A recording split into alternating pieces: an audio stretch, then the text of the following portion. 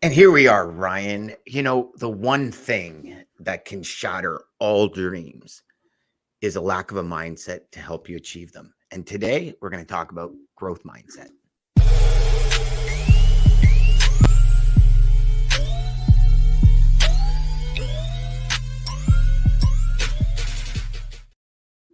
It's interesting that this comes up today, Ryan, because yesterday on Data Day, we were talking a little bit about digital brokerage, Mhm. right? And um, it was pretty interesting what Dean said, where he was talking about, the concept, the growth concept is really smart. It's just not really mechanically engineered for our industry. So it kind of leading into today with a growth mindset, right? Like, I mean, today is the day and age where everybody's trying to, um, maybe not necessarily reinvent, and maybe that's the wrong word, but everybody's trying that. There's all these new creations coming out. Like, I think everybody's coming out of the box here with so many ideas to grow and evolve and all of this. And with that, I mean, obviously comes a lot of failure. There comes a lot of times when you're sitting, with your own thoughts and things that seemed like this great idea, and this is going to be like the next great, and all of a sudden you start having doubts with yourself, right? So I thought it'd be a really cool idea today to do the growth mindset and just get your thoughts on how you maintain that mindset, and when negative things come in, or when you don't feel like you want to be in that growth mindset, what do you do to change it? Mhm. What are your thoughts about, just like initially, before we even get going, about growth mindset and the functionality in sales? Yeah, I think growth mindset, it's key. I think with any kind of sales, just not just logistics alone. Everything you just said there, right? You might be doing something and it's not working, and then you start to doubt everything, and then you start to think about, hey, maybe this is not right for me. You have all those doubts, right? And I Hmm. feel like as humans, we kind of go to that extreme, right? So if it's like, hey, something's not working, we haven't closed a customer, you go to the complete extreme. How the hell am I going to pay my mortgage? We're going to be homeless. We're going to be so and so, Yeah, right? You go to how those the complete mind extremes. just travels, right? Yeah, it just travels Yeah, completely, right? And yeah. sometimes, and specifically in logistics too, it's just like, let's say a truck is late, then you automatically assume, oh my God, the customer's gonna be so pissed, we're gonna get fired, and this is it. I gotta go hunting all this stuff, and then you give it like 10 to 15 minutes, and it's just like, oh, they were just across the street, or they just got their wires crossed, or Hmm. something like that. So I think with time and growth, you can. I mean, you can't have growth without time, right? So I think I'm really excited to dive into a different conversation about growth mindset today. Yeah, I'm interested. And you know what? I love that you immediately started with that, because how many times have we worried ourselves into this frenzy? Yeah. Didn't change a thing. like yeah, you talk about the, I mean, I think we've all been through it, especially all of y'all that are in logistics sales, where things are going wrong, and it's just like you're projecting out 2-3 weeks, and literally 2-3 seconds hasn't happened yet. And it's like, I love that you brought that up, because it's now it's kind of gone into a whole new realm of a conversation, and it wasn't even what I expected, where I expected it to go. But I'm so glad you brought that up, brother, because how many times do we just destroy our now, destroy our day, destroy an hour, destroy 2 hours, because we're coming up with these fictitious things that are going to happen when we have no clue what's going to happen next, right? Like, how many times have you thought, oh, I'm going to lose this customer, and all of a sudden it's like nothing really happened, because you Yeah. stepped up to the plate. Regardless of the adversity, you stepped up and conquered it, and like moved forward, and you kept stepping forward, and the customer goes like, wow, you really stepped up to the plate, thank you. And you're like, Yeah. well, I survived that Yeah, one, you always but have that mindset. Like, I can talk about this actually right now. I had a feedback call for a customer that we're doing trials with yep. on Monday. And into it, I'm like thinking, okay, oh my God, like, are we gonna be kept on, all that stuff and things like that. And we get on the call, and she was like, no, you guys are doing awesome. We ask about every single carrier in our meetings, and there's no issues with you guys. And I'm like, and then the next question she asked, she's like, do you want more volume? And I'm like, oh my God, I thought we were gonna get fired. I thought this trial would have been like an F and like all this stuff. And it's trusting that team. And I think everybody out there, especially in logistics, if you're a full cycle, meaning like you're cradle to the grave, or if you're a salesperson with ops, right? You have those two, the feelings are mutual too, right? And I think Yes. we can kind of get out of that mindset, especially if you go from full cycle to where you just sell and then you got an ops team doing it for you, because we need to get out of that mindset thinking that we're the only ones who can handle our business. When Yes. we are able to like take the gloves off and let that be free, we're able to kind of grow and go get more customers and things like that. So yeah, you're right, Dan. I think like we get so much in our heads, but I don't it's a part of life. You can't stop it. You just can't stop anxiety or stop thinking like that, because that's what makes us human. So I think Yeah. even like if I didn't, like, I'm what, 6 years into this industry, I still get those, like I just said, like I had this on Monday where I thought we were gonna, like, we've done everything perfectly correct, and setting those expectations, and I still kind of get those jitters too. So unless you're Isn't it crazy how our mind, like you just said it perfectly there, Ryan, where you said, we've done everything perfectly. You haven't heard of any issues. You've spoken to your ops before, and you still get on the call with that negative thought process. yeah, Like it's crazy. I'm listening to you and I'm going, holy crap. Like, how do we like just the wiring sometimes is like, why are we wired like this? It makes no sense. Like, how many times have you been on a call and you've helped dozens of really like high profile customers? You've achieved so many great things for these customers, and yet still there's that little seed of doubt in your head. Like that to me always. just seems absolutely asinine, but it's so true. I remember Bob Proctor telling me, Dan, here's the thing. Anytime you're going to grow, if it doesn't scare you and you don't have doubts, it's not big enough. Yeah, And I yeah, went, really? And he says, yeah. He goes, like, hands down. If it doesn't scare you and it doesn't keep you up at night sometimes, and whether it be like a total fear or just a holy crap, are we really embarked? Because when we get these ideas, it's like we are this force of nature, yeah. right? And we just like we like beyond plow, we like literally rocket propel ourselves right into it. And then I think it's like when all of a sudden those thoughts catch up to our speed, it's like, oh boy, did I just open Pandora's box? Like, what the hell is this? Right. And I love that you said that. I think that is something that everybody watching or listening should rewind when this is over and go back to that and listen to what Ryan said. Everything was perfect. He's heard nothing about issues, and yet your mind still goes there. So for all of you that have those thoughts, as crazy as it sounds, it's normal, Ryan. Yeah. Yeah, it is. It is. It has to be, like no matter what, like there's a lot of us here, and it's getting a little bit off topic, but a lot of like YouTube people or a lot of like influencers or a lot of like celebrities and stuff like that, they have that on and off switch, right? So when they Yeah. know that they're gonna go do something like a publicity tour or talk to like a big investor or something like that, they turn that on switch, and then it's that off switch is like, okay, that's when I get to recalibrate and think about these things. So like we said, with the growth mindset, there's no way, there's no fix for it, there's no cure, and why would you want to? Like, why would you Mhm. want to be cured of of having anxiety or having those thoughts, right? It's just like sometimes you get a 15-minute alert, like you've got a meeting that you totally forgot, and you're like, oh my god, should I just reschedule this? Should I cancel the meeting? Should I do all those things? And then you're like, okay, you get to the meeting, and you're like, oh, okay, this is easy, right? This is so friggin' easy that so we get in our own heads, but don't let it be a detriment. I'm not ever gonna say that Mhm. I'm gonna try to conquer this or not be afraid. It's what makes me human, because our industry is a relationship based industry.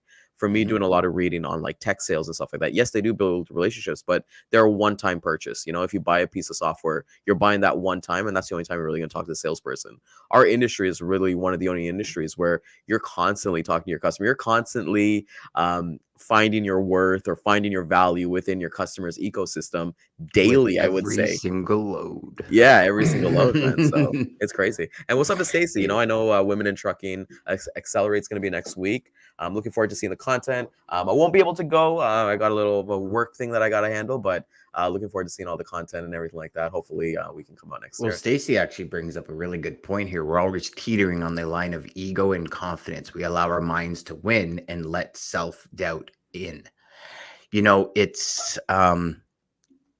It's crazy how fast you can go from 100 miles an hour to zero and Yeah. even reverse. Um, you know, the I'm actually, you know what? I'm curious to see because I asked you to kind of choose one of the videos, so I'm curious to see which video you chose. Why don't we pop one of the videos in, Ryan, and we'll go from there. Yeah, I got this. Let's go into our brand. Let's go through our video. Every day that you don't work, you're going backwards. And it definitely will hurt you and it'll show up. You have to stay ahead of it. I'm really This is so simple. I'm so glad you chose that one. I had just so everybody watching and listening, I had two videos this morning and I was like, oh, I'm kind of stuck between them both. I'm going back and forth and I sent them both to Ryan. I said, Ryan, surprise me, just surprise me. And I'm so glad you chose Jocko. Because here's the power in what he said.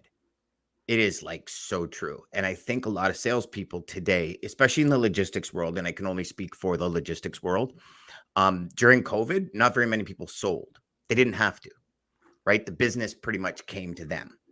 And I'm seeing through talking with salespeople, through dealing with the day-to-day, through communicating with some students, is that the ones that kind of let the phone ring, are really in a different mindset today. And it's a fearful mindset. A lot of them that I spoke to, Ryan, say, I know I dropped the ball. I stopped working. I allowed what was happening to dictate what I was doing in a day. So meaning phone calls are coming in, kind of like what a lot of carriers are facing now is, 9 months ago, their phone was ringing. Now they're making the calls in order to get business, right? And, you start looking at it from a sales perspective and what Jocko says in 9 seconds, I think can define careers, where if you're not working, you're moving backwards. Like it's very simple. You're either growing or you're dying. Yeah. Right. And it's everything in life is either growth or death. And I don't mean that in like a, horror way. It's just reality. I mean, if we're not growing, we've talked about it many times with managers outgrowing their position, undergrowing their position, being out promoted. And as a sales rep, I'm speaking to 3 right now who stopped selling for almost 2 years during COVID. And it is not like riding a bike. The fear, I think, is the most part, and the fear of being rejected. And Ryan, tell me if this makes sense to you, because what I'm finding is the guys and the gals that were doing really well, $1,000 months, this kind of stuff, they are more afraid of making calls than the people that were doing 1 or 2,000. Yeah. And part of me sees it as, and I'd love your opinion on this, part of me sees it as, I've had so much success. If I get rejected, it's more like Stacy said, that thin line between ego and confidence. It's like these things start to get trashed when really we need to stop and say, okay, listen, like I haven't sold for 2 years. The industry is different. I mean, traffic managers are not the same sell today than it was 2 years ago. Like we all know this, right? And it's just unknowing that unknown variable that I think messes with our confidence, our own personal motivation. Does that make sense to you? Yes and no, a little bit, because maybe it's just the conversations I've had. I necessarily don't agree with like the ones like who've actually stopped selling, because the ones that they were like doing really good, like everyone was doing really good through COVID, they were just getting referrals through like up the yin yang. I know I got like referrals, they got referrals. So I felt like as they grew in their business, they got referrals. Maybe if those referrals didn't serve them, maybe it was like different lanes or like different shipping points that they can't really like use from there. But I always find that it's like with anything, right? It's always like the elder people or the experience. I don't want to call it elder because it could be experience as well. Yeah, but watch it. Yeah. You're fucking old, man. No, I found the experienced people, they always outlast, right? Because they know these ebbs and flows. Like I love the example you just made by saying that carriers were the ones like their phones were ringing off the hook. Now they're the ones making the calls, right? So, but they have to prepare for that, right? I feel like those really only affect like the newer people kind of come in. So if you came in during COVID, then God bless, because like this is not what the industry. And I did see all the posting, especially like dispatchers in the US, and you can make we're making like $10 a mile, but people didn't know like it was like a 200-mile run, right? But it's normal money and things like that. So I think like if you're newer, it does affect, because you have to see you're on a position of the market where it's completely different from what you know, but the market always kind of ebbs and flows. But like I was telling somebody yesterday, I forget who it was. I had a call with someone yesterday, and I was just telling him, like, I don't necessarily publicize this, but and you're the same way too, Dan, in terms of, we can talk about this market, we can talk about all this doomsday and all that stuff, but like I'm thriving right now, like things are good right now. So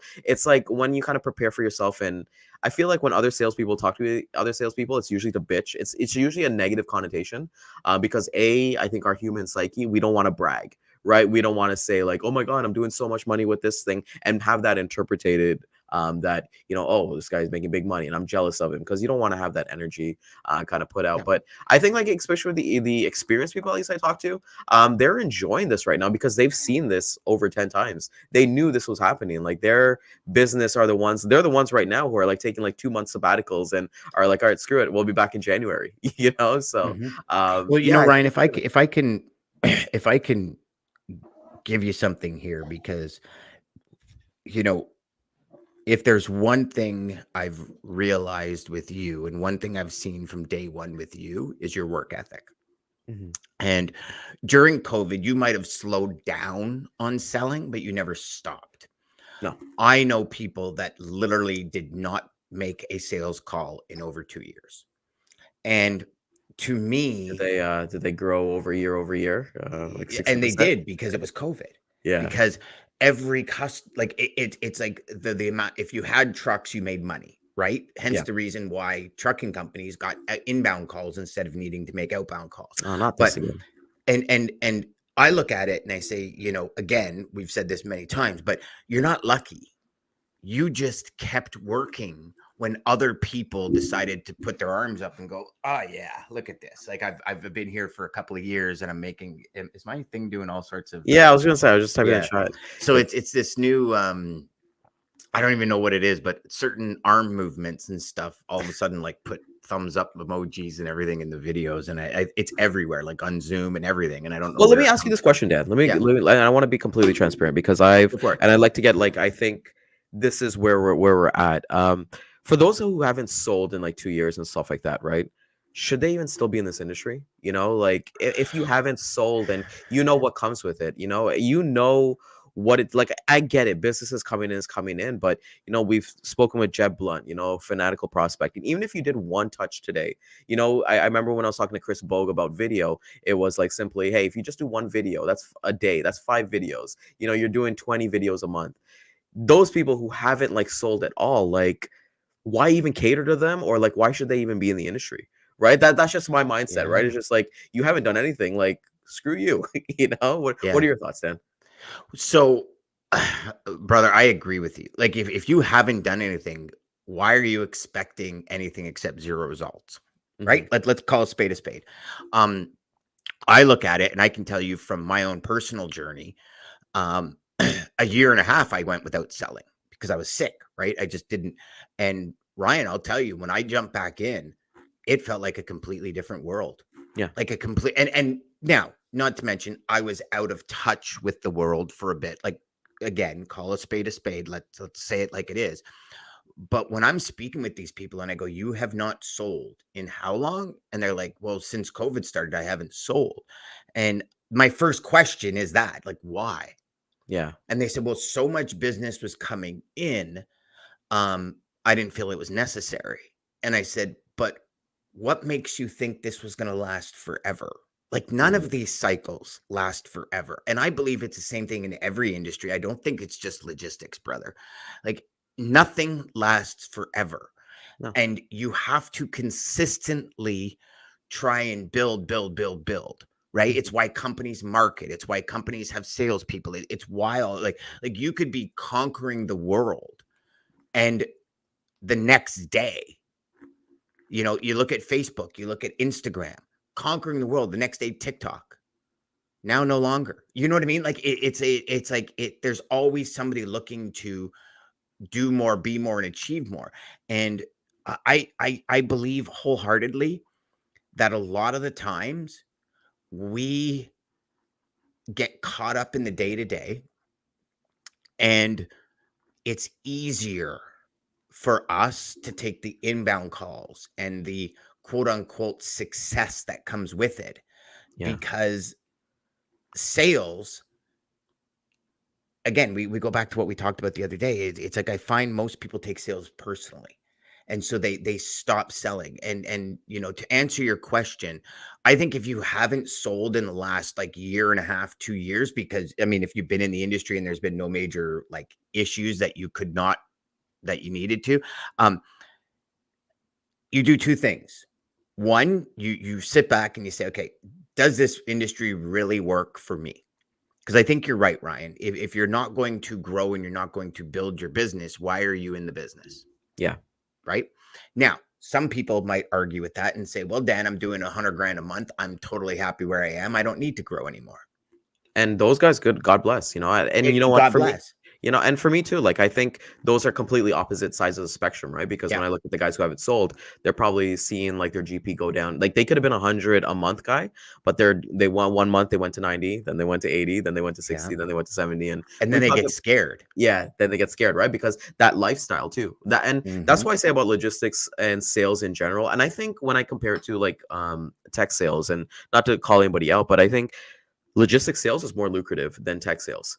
So you're able to come in here, make an impact, and make a lot of money. And full transparency, you could change the trajectory of your life and your family's life.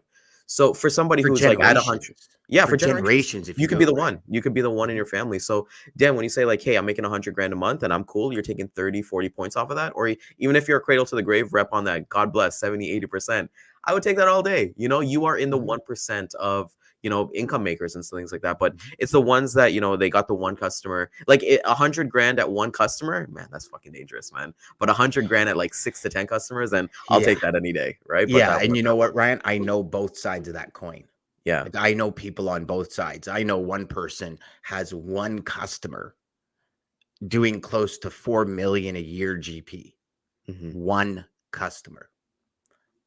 And no concerns in the world. That I'm like, God bless you, man. I'd be crapping my drawers every night. I hope he's not watching the show, but maybe a little greasing little pockets behind the scenes might be going on. No, buddy. Right? No, not gonna say a word, but it's like, you make a valid point. 6 to 10 customers at $100,000, you lose one, that's $10,000 a month. Yeah. Right. You have one at $100,000, you lose one, you're at zero. Now, in order to like again, let's call a spade. You've done a lot of work and you've helped that client out a lot if they're giving you 100 G's worth of business, right? So there's that side of the coin too. So we don't, just to make sure everybody understands that when somebody, when you can help somebody, you'll get a load. When somebody really likes you and you're helping them achieve goals, you'll get freight. There's a big difference. Yeah. But Ryan, let's play your video, because I think we're coming to that thumbs up thing hitting again. Yeah, so it's every time you do a thumbs up. So just I'm gonna keep your hands in your pocket, man. If you struggle to say no and always immediately reply to a request with, "Of course I'll help," listen up. All you need to do is delay your response. A study found that you only need to postpone making a decision by 50 to 100 milliseconds to make a better decision when the pressure's on. So avoid that automatic, reactive, "Yes, of course I can." Pause and take a second to breathe before you reply. You could reply, "I can't commit right now, but I'll get back to you by the end of the week. I'll need to check my calendar. Can you check in with me again tomorrow? I have a few urgent priorities to tend to first. If it's really urgent, you might want to ask someone else. Otherwise, we can meet again early next week to discuss." So I am right now, I would say maybe for the last like 3 weeks, I've been in a season of no. There is a video about season of no, but it was another Hormozi video, and I don't want everybody to think that I'm a fangirl of Hormozi because I love him so much. But this video really resonated with me a lot, Dan, because I started treating my text messages like emails. knowing that I don't have to get back to them right away. And like I said, the season of no for me right now, and this has been helping my growth mindset. I've been planning for 2024 for a couple months now. And there's certain points, there's certain things that I want to accomplish for myself, for my family, different things like that. And I wanted to just remove all distractions. You know, like if somebody emails me, I kind of put it on a priority list, or somebody texts me, or even somebody calls me. Do I need to take this phone call right now? You know, is it going to be a call to like shoot the shit and like, you know, kind of waste a little bit? And people might be like, oh, what's a 20-minute call or a 5-minute call or whatever it is. But to me, I need to be intentional, and it's been working so great for me. And like I said, I think the reason why I started the season of no, and they kind of, there's different things they call it. They either monk mode or going dark or whatever it is. But I love my goals so much and what I want to accomplish than the off comment of, oh, Ryan never goes out anymore, or Ryan never gets back to me, or Ryan never participates anymore. You know, I care about my own goals and being selfish with it. So even myself right now, even for my communication, I've completely like cut down my communication as well. Like I've got like our inner circle that we kind of have as well, and then I have another inner circle at Toastmasters. Those are, and my family obviously, and those are the only ones that I give attention to. You know, so I think when I kind of go into my work, I know every single day the things that I need to do. If I was to get a call from somebody on my team, can I delay this further? You know, is this a priority right now? If it's not, then I've got like 10 voice notes that I got to do for my prospecting. You know, that's like I have a schedule for everything. So when she's talking about, you know, like research shows, like if you delay it by 50 to like I think 100 milliseconds or something like that, Milliseconds, yeah. yeah, you're able to kind of, it benefits you a lot more rather than you get this text. And then how many times, Dan, do we get a text and like our heart like sinks a bit or whatever, you know, you just off a couple words or a sentence. So for me right now, like I said, I'm in a season of no, you know, so like if somebody wants to go hang out and stuff like that, if it doesn't serve me, and I hate to be that dick, but for right now, my goals are so much bigger than going out and hanging out and things like that. And I love human interaction. Don't get me wrong. I'm still doing all that stuff, but it's just like the extra stuff. Like if you're not a part of like my 5 or my 10 circle, it's gonna be automatic. The old cell phone plan. The old cell my phone, man, five, the it old was Rogers, free to yeah. send. Yeah, I'm going back to the my 10 or my 5, baby. Yeah. You know, I agree with that, and I see saying yes to too many things as actually hindering progress and what you're able to do for those people that you've said yes to. And I think this is something when you start to value time more, Yes. you really start to see. I watched an Andrew Tate video this morning, and I know, you know, he's obviously in different areas, but the one thing he said was when he was in mixed martial arts and he was competing. Yep. He said, you know, I was training 6 hours a day to fight twice a year. And he says, and after the UK government, after promoters, everyone took their share of my money for me fighting, this is what I was left with. And he said, if I took that 6 hours a day and focused on business, I could be a multimillionaire in no time. Yeah. And, you know, I think this is one thing as a salesperson. And I'll tell you, since the automation economy, right, where we're automating a lot more of our sales, let's call a spade a spade. Yeah. I'm finding salespeople in conversations I'm having automate and then put their feet up.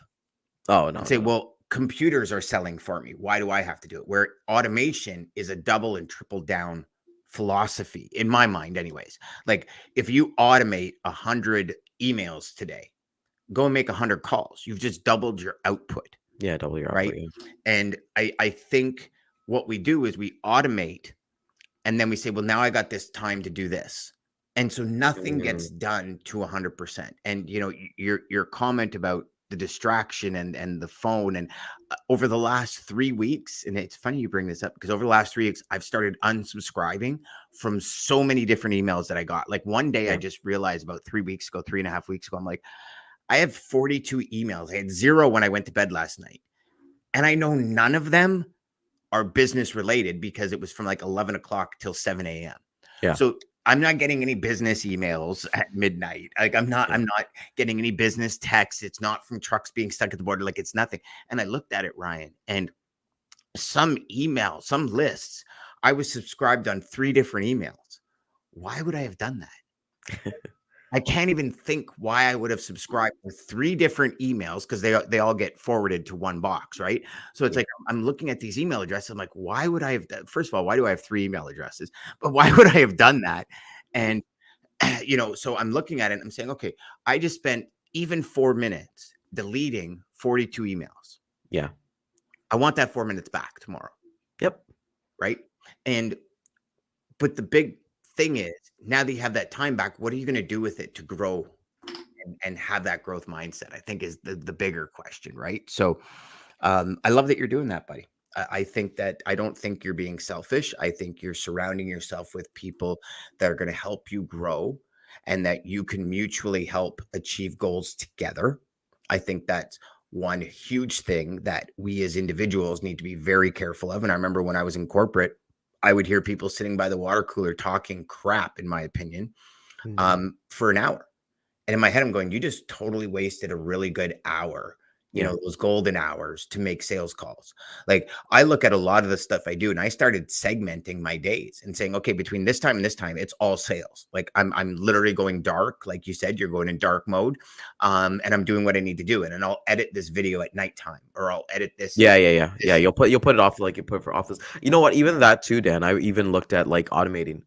So like automate. So I want to touch on 2 things that you said that automating their sales process. I'm hating when people are like you're just doing out 100 emails, same emails and copy and paste. I think you've told me something that made much more sense. It's easier to edit than it is to create.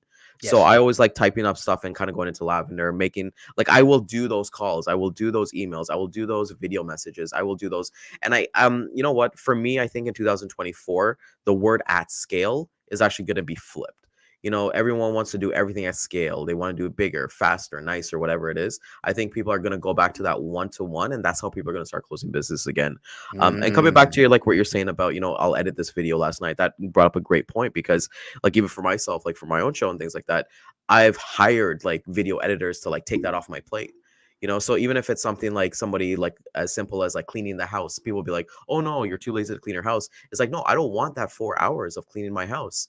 If I can pay somebody to kind of do that, it's literally a fraction of my cost, and I can go and do that. Even grocery, like I'm just looking at ways to just be more efficient in the time that I do things. And people will be like, okay, well, you work hard Monday to Friday, like take the weekends off and things like that. I was like, no more, maybe I give myself, even like when it comes to eating and stuff like that. I told my wife, Keish, like, we're only going to go eat out like once a week. We're cooking at home, we're eating, like we've been eating the same stuff since I think since Monday and stuff like that, but it's good for you. Like I'm seeing like the scale start to drop down. So I'm like, okay, this is working. I'm looking at my logistics. I'm like, okay, I know what to do. Like everything in my planner is everything that I need to do for today. So I think with everybody, figure out your plan, like write your plan if you want a growth mindset.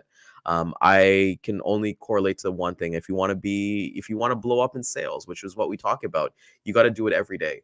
One of the girls in my inner circle right now, Dan, she's committed to posting 2 videos a day on TikTok. She's went from 0 to I think 50,000 subscribers in less than a month.